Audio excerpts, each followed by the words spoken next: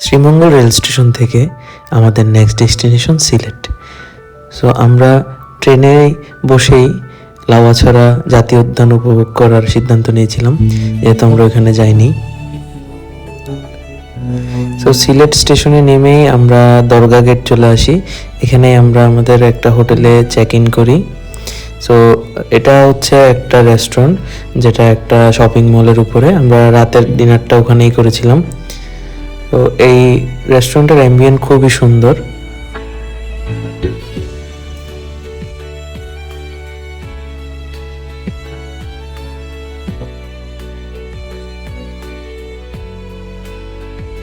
রাতে খাওয়া দাওয়া করে রেস্টুরেন্টের নিচে একটা চায়ের দোকানে স্পেশাল বাদাম চা খেলাম। নেক্সট দিন সকালে আমরা দরগা গেট থেকে জাফলং রোডের জন্য একটা সিএনজি রিজার্ভ করে নিই। শাহপরান মাজারের গেট, সিলেট সেনানিবাস গেট দেখতে দেখতে আমরা ধীরে ধীরে প্রবেশ করছিলাম মালিনীছড়া চা বাগানে। এটাই 1800 শতকে ব্রিটিশদের দ্বারা স্থাপিত মালিনীছড়া চা বাগান, যেটা বর্তমানে উপমহাদেশের সবচেয়ে প্রাচীন ও বৃহত্তম চা বাগান। মালিনীছড়া চা বাগান শেষ করে রাস্তার সৌন্দর্যটা দেখতে দেখতে আমরা আমাদের নেক্সট ডেস্টিনেশন লালাখালের দিকে যাচ্ছি।